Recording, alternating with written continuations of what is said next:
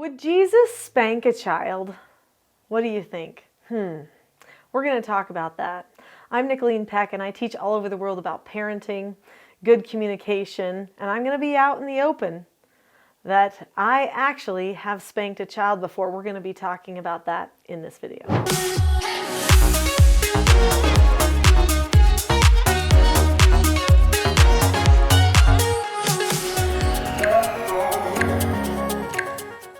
So in this video, we're going to talk about spanking, and we're going to talk about the gospel, and we're going to talk about Jesus, and if we think that he really would do that.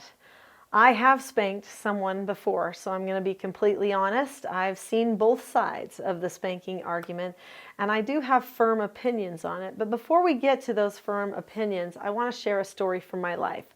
So we're going to hear a story from my life, and then we're going to talk about spanking and what we think Jesus would do. There are some moments in my life that I am not proud of, and I'm going to share one of those with you right now. But everyone has those moments, right? And that's how we learn and how we grow. So I was raised by a father who actually had a stick that was on the threshold above the bathroom door in our home. And I'm guessing it was there because the Bible said, spare the rod, right? And so we had a rod. He had to have something, I guess, that he felt like, that's the intimidation. Don't get to that point where I would have to do that. And I never did get the rod. My brother did, however, my older brother did, and that was enough for all the rest of us. In fact, interestingly enough, after my brother got the rod the second time, I heard my dad refer to the rod, but I never saw him get it out really for anybody else. Now, maybe that's just in my own head, but something seemed to happen to Dad after he used the rod or the stick on my brother. And I've had a similar circumstance. So I promised myself I would never hit my children. I was not going to grip their arms with fingernails.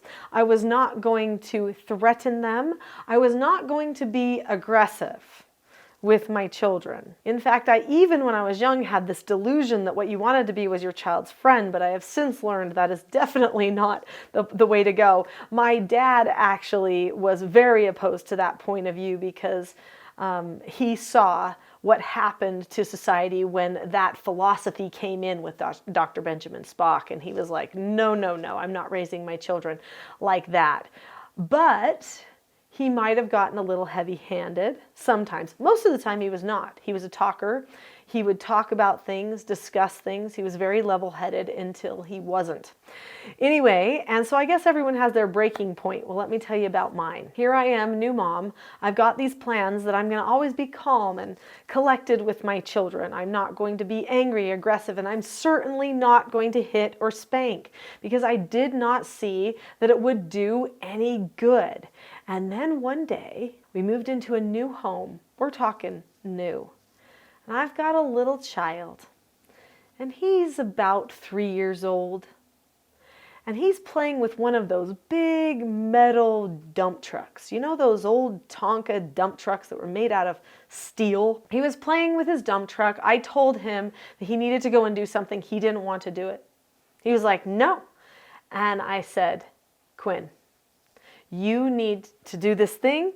Don't talk back to me. You know, all of a sudden I thought, here's my 3-year-old having an attitude with me, trying to tell me what will and won't happen. This is not going to be okay. And so I said, come on, you need to do this. And he took his metal dump truck and he threw it into the wall. Brand new wall, brand new house, dinged the wall. At that point, I had had it. I was not going to sit and negotiate with a person who was going to do that. Clearly, he needed something else. So I tried my last negotiation tactic. You get in there or do that. By the time I count to 3, otherwise, you'll get spanked. So I said, Quinn, 1, 2. Then, of course, we do the 2.5, right? Because we don't really want to get to 3. But I was like, I'm almost to 3. 3. Whack. And I spanked my child. And he looked at me. He looked at me with this look I will remember for the rest of my life. It was like, you traitor. How could you do that to me? Why would you hit me? What did you just do? How? Why? And he looked like he couldn't trust me. He was afraid of me. I didn't want my child to be afraid of me. Now, I know some people definitely do want their children to be afraid of them, but I didn't. Although when I was doing my intimidation with my 1, 2, 3, isn't that exactly what I was doing? Trying to get him to be afraid of me? This changed me. I went, what have I done? When I did that, it was in the heat of the moment. There was passion and emotion behind it. I was frustrated and upset and needed to control this little guy who was trying to control me. So I got into it with him, with my hand.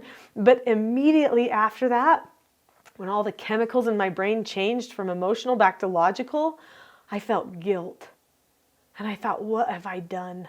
I cannot ever do this again, but I can't also let my child behave in such a way. What do I do? Well, I'm going to talk to you about what I did. But first, subscribe to this channel. There's a button that says subscribe. There's also another bell that's a notification bell. If you hit subscribe and the notification bell, then you will be notified when more videos come out on this channel. And all the videos here will help you have calm, direct, intentional parenting skills so that you can be happy with your choices as a parent. So my heart had a shift that day, but I didn't really know what to do with it. Lucky for me, I started doing training shortly after that, literally might have been the week after that, for treatment foster care. And as I was going to all of these trainings that I was part of and learning skills and being reminded of skills I actually already knew from my childhood, I remembered, there are other things that we can do here. In fact, I started making a concrete plan for myself. I called it my self-government plan. I'm going to govern myself, and that is going to be my most powerful thing that I have to bring to the table with my family. Because if I'm governing me, of course, they then can learn to govern themselves. But I'm going to need skills. I'm going to need principles to hold on to so that I don't lose it again. And so I started putting together that plan for me with my foster children, but it changed everything with my own natural children as well. My life completely transformed to the point that people saw in 2009 when the BBC brought 2 troubled teens, they were both ages 17, to my home to stay for 8 days, that I didn't get angry.